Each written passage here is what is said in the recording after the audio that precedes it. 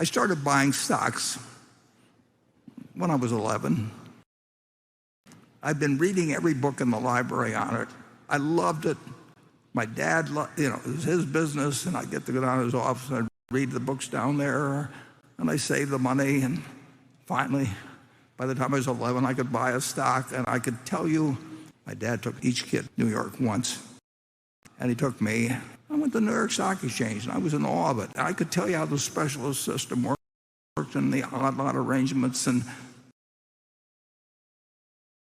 I could tell you history of finance and all of these things. And then I got very interested in technical analysis and charted stocks and did all kinds of crazy things, hours and hours and hours, and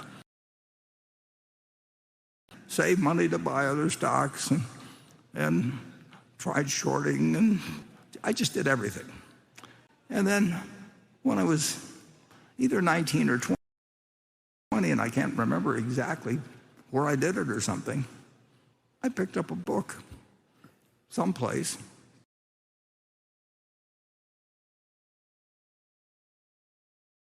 It wasn't a textbook at school, but it was in Lincoln, Nebraska. And I looked at this book, and I saw one paragraph, and it told me I'd been doing everything wrong. I just had the whole approach wrong. I thought I was in the business of trying to pick stocks that would go up. And in one paragraph, I saw that was totally foolish. I brought something that it's really interesting. Now, if you look at that, some people will see two faces. Some people will see a base. And some people will look a long time and only see two faces. But the mind flips from one side to another. They call it ambiguous illusions or something of the sort.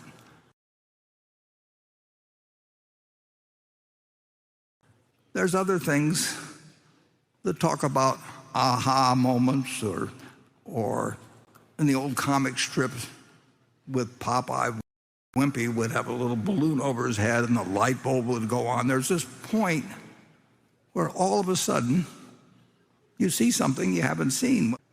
Let's go to the one labeled 2. If you're looking at it from one side, it looks like a rabbit. And if you look the other way, it looks like you're looking at a duck. And the mind is a very funny place. And I think people call it an apperceptive mass. When you have all kinds of things going on in your mind, and they go on for years, and they sit there and get lost, and then all of a sudden, you see something different than what you were seeing before. Now, and it took me in stocks, which I was intensely interested in. I had a decent IQ, and I was reading and thinking, and it was important to me to make some money on it. I had every motivation in the world. And then I read a paragraph, actually, in Chapter 8, I think it was, of The Intelligent Investor. It told me that I wasn't looking at the duck. I was looking, now it was the rabbit. Whatever it may be, whether you call it a light bulb, whether you call it a moment of truth, whatever it may be, that happened to me in Lincoln. I mean, it changed my life. If I hadn't read that book, I don't know how long I would have gone on looking for head and shoulders formations and doing 200-day moving averages and the odd-lot ratios and a zillion things. And I love that kind of stuff. Except it was the wrong stuff I was looking at. And I love that kind of stuff.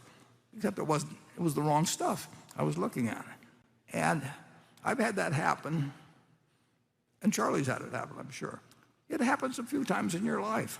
And all of a sudden, you see something important that, why in the hell didn't I see this in the first place? Maybe it's a week ago, maybe it's a year ago, maybe it's 5 years ago, maybe it's learning how to get along with people. it's better to be kind or not. Just learning how, if you want the world to love you, what you have to do, or what, when you see it, but you didn't see it for 10 years before. And I don't know whether Charlie's got some thoughts on that or not, but that's happened in a few situations in business where I've looked at a company for a decade, and then there's something that it just all gets rearranged in your mind, and you can say, well, why didn't I see this 5 years ago? But I've had it happen a few times, obviously, and everybody here has, just in different areas of their lives. And you think, how could I have been so stupid? Well, that's what Charlie's, when he was in the law practice, he had a partner, Roy Tolles, and every smart guy that would get in trouble, usually it was guys, and usually it was with women, they'd come into the office and they'd look down-faced and everything, and they'd say, it seemed like a good idea at the time. And their lives unraveled in many cases. So there is that apperceptive mass that's sitting in there inside somehow, and every now and then it produces some insight. It's better, actually, if it produces insight into your behavior than whether it produces insight to make money. And some people never get it. And they wonder whether their kids hate them, or whether in the world would give a damn whether they live or die. In fact, they prefer they die, because then they've been courting them for their art collection or whatever it may be. Charlie would say, just write your obituary and reverse engineer it. Not a crazy idea. Charlie, I don't know, what do you know about apperceptive masses, optical illusions? Well, I know that that's the way the brain works, and that it's easy to get it wrong. And part of the trick is to get so you correct your own mistakes. And we've done a lot of that, frequently way too late. Yeah, we've done better with the mistakes than we have with the reasonably good ideas. Well, it's so easy to overdo a good idea. That's what's going on now. You have a lot of good ideas that are being grossly overdone. But look what happened to Robin Hood, from its peak to its trough. Wasn't that pretty obvious that something like that was going to happen? Robin Hood, when it came out and it went public and got alerted everybody in all the short-term gambling and big commissions and hidden kickbacks and so on and so on. It was disgusting. And it says so last year, and they got mad at you, and they sold a bunch of their stock, and they got the money. And yeah, but now it's unraveling.